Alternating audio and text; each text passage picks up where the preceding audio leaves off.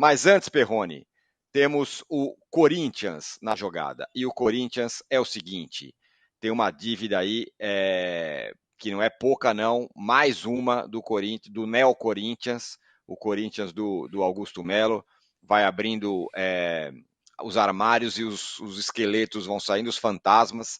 Agora a história é a seguinte, deixa eu até procurar aqui. O UOL tem uma reportagem hoje do André Martins e do Lucas Musetti, dizendo que o clube deve 217 milhões para apenas 7 empresários do futebol.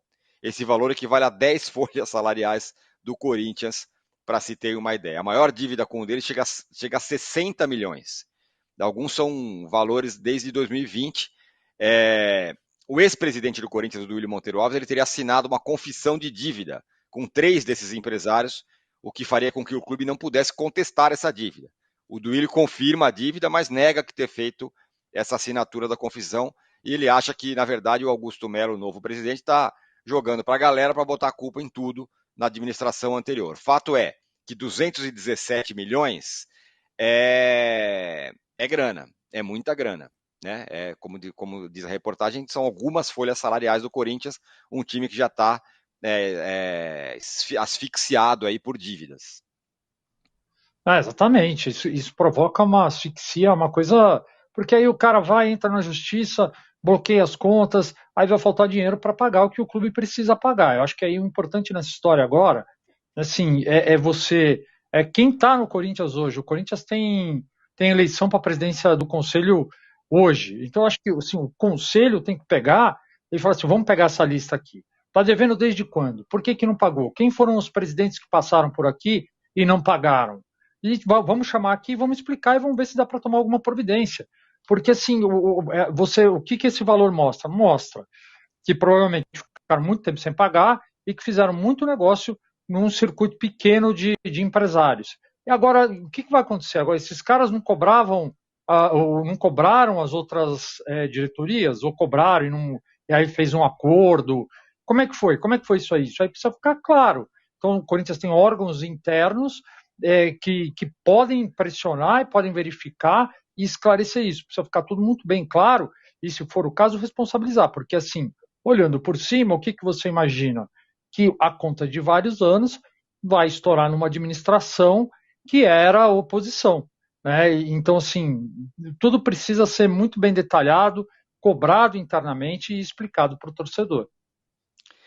Pois é, Alicia, mais um, né? Mais uma questão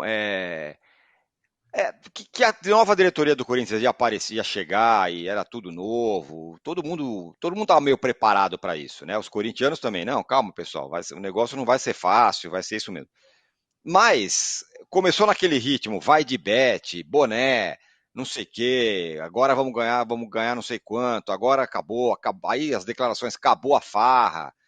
E aí no campo vai acontecendo tudo o contrário, né? O Corinthians perde duas, perde o tabu, o Mano xinga o jogador, o Yuri Alberto.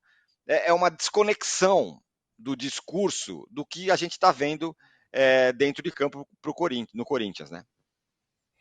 É isso, Tirone. Assim, na verdade, eu acho que tem uma conexão profunda, né? Tá tudo ruim. Né? O emocional, o técnico, a parte financeira, né? Não tem nada, não tem boas notícias para além da captação de receita. Realmente, na parte de patrocínio, o Corinthians vai muito bem, obrigada. Mas o que me preocupa, talvez eu acho mais grave do que. Talvez não, eu acho mais grave o Corinthians dever quase 600 milhões de reais em impostos. Né? 200 milhões de reais para 7 pessoas é muito dinheiro. Essas pessoas têm que receber o seu dinheiro, são contratos que foram feitos e precisam ser honrados. Mas são valores altíssimos, né, para pessoas individuais.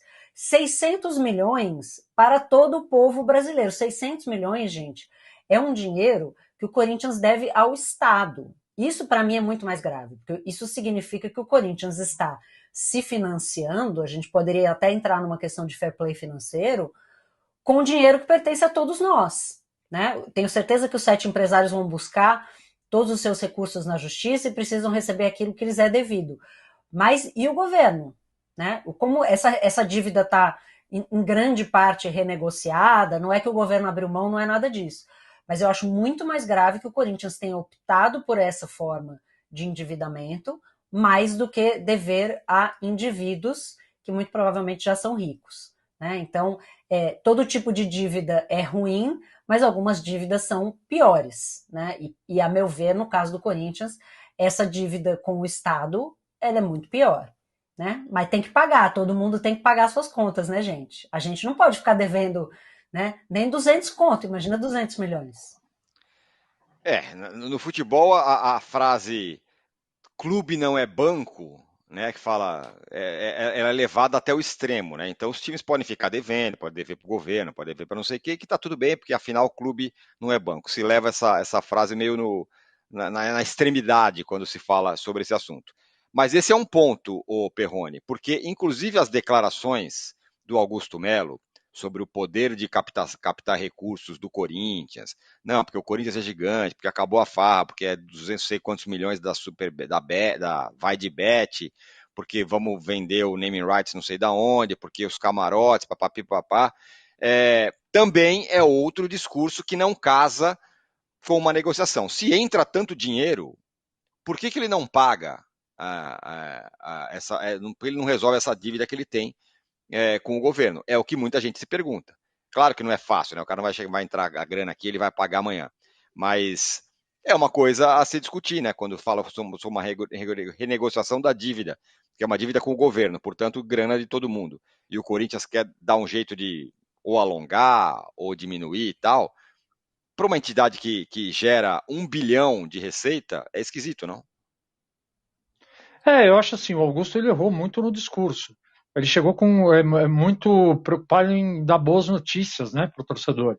E falar, mega patrocínio, grandes receitas e tudo mais, vamos contratar grandes jogadores, títulos.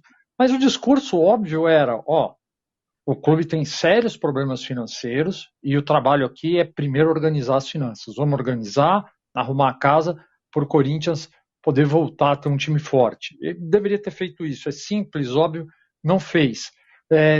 Foi por um outro caminho. E a gente vê até a questão do patrocínio, né? Que ali no anúncio ele fala que não seria o clube que pagaria a multa do antigo patrocinador. Depois a gente soube que vai ser sim o clube, não é o novo patrocinador, e a Pixbet, que saiu da camisa, já entrou com uma ação também cobrando o clube, já pedindo bloqueio em contas, então a coisa piorou.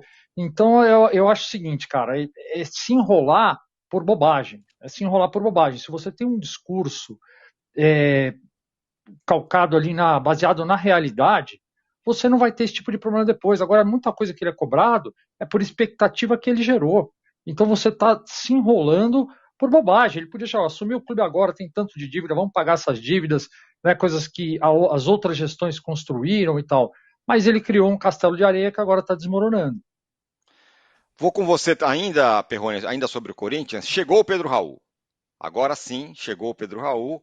Aquela história, né? Sonhou com o Gabigol, não sei o que e tal. Chegou o Pedro Raul no momento em que o Yuri Alberto está no olho do furacão. Mais ainda, depois do clássico, parênteses que eu mesmo abro aqui, acho até injusto, no caso do clássico, as críticas ao Yuri Alberto. Não achei que ele jogou mal. Aliás, tirando o gol, a melhor chance do Corinthians foi um chute dele, na trave. E eu acho que ele é sacrificado nesse esquema, ele tem que jogar entrando entre o zagueiro lateral, não como ele está fazendo, buscando a bola no meio campo, que não é dele. Essa é a minha opinião. Então acho até injusto as críticas a ele neste jogo. Mas agora chega o Pedro Raul para disputar a posição, enfim. Concordo com você em relação ao Yuri no clássico. Não acho que ele jogou mal. Lutou demais. A torcida do Corinthians cobra muita raça. Ele teve raça. Ele lutou demais. Então no clássico não pode ser. A gente não pode. Eu não acho que dá para cobrar. Sobre o Pedro Raul. O Pedro Raul é um cara que fez uma temporada muito boa em 2022. Eu peguei alguns números dele aqui, no Transfer Marketing, temporada 2023, 15 jogos, 2 gols, e desses 15 jogos, 6 ele começou como titular. Então não são números que justifiquem um investimento. O Corinthians falou muito, a gestão do Augusto falou muito de vou contratar baseado no scout e tal. O scout recente dele não justifica. Então, assim, a impressão que a gente tem é que está contratando pelo que ele fez em 2022 no Goiás, porque no Vasco ele não decolou. Pode ser um cara útil, independentemente do scout, do momento e tal? Pode. Mas eu não sei se justifica um investimento, cara. Eu acho que se você pegar o cara por empréstimo, vamos tentar e tal, porque assim, o histórico recente dele não me anima.